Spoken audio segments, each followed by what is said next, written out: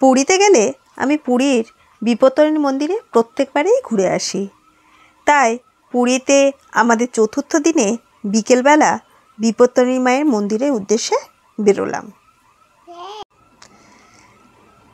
আমরা বাজারের কাছে ট্যাক্সি বাড়ির কাছেই ছিলাম, তাই ওখান থেকে আমাদের টোটো ভাড়া নিয়েছিল 250 টাকা, up and down.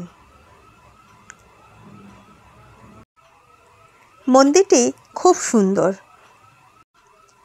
Puri sea beach road ধরে লাইট হাউস ছাড়িয়ে আর একটু এগিয়ে গিয়ে ডান দিকে এই মন্দির পড়বে।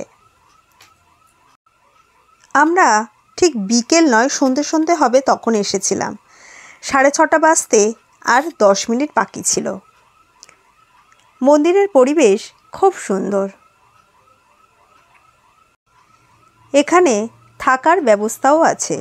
নিরিবিলিতে সমুদ্রের উত্থাল পাতাল করা ঢেউয়ের মাতাল করা হাওয়া খেতে খেতে দিন দিনে কেটে যাবে। তবে এই জায়গায় দোকানপাট বিশেষ নেই। স্বর্গদ্বারে আসতে হবে কিছু কেনাকাটার জন্য এবং খাওয়ার জন্য। যারা কোলাহল থেকে দূরে থাকতে চান এখানে আসতে পারেন। এখানে রুম কিন্তু প্রচুর রয়েছে। আপনারা সেরকম মনে হলে রাজপুর বিপত্তারিণী মন্দিরে যোগাযোগ করতে পারেন এখানে থাকার জন্য। মন্দিরে ঢোকার আগেই বাঁদিকে বসার জন্য জায়গা করা রয়েছে। মন্দির এবারে বন্ধ করে দেবে, তাই তাড়াহুড়ো করে মায়ের দর্শন করতে ঢুকে গেলাম। এই মন্দিরটি রাজপুরের শাখা পুরীর বিপত্তারিণী চণ্ডীবাড়ি মন্দির।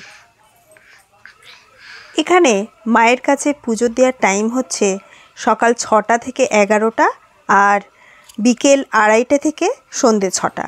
যেহেতু আমরা 6টার পরে এসেছি তাই মায়ের দরজা বন্ধ হয়ে গেছে। আমরা দরজার বাইরে থেকে মাকে দর্শন করে নিলাম।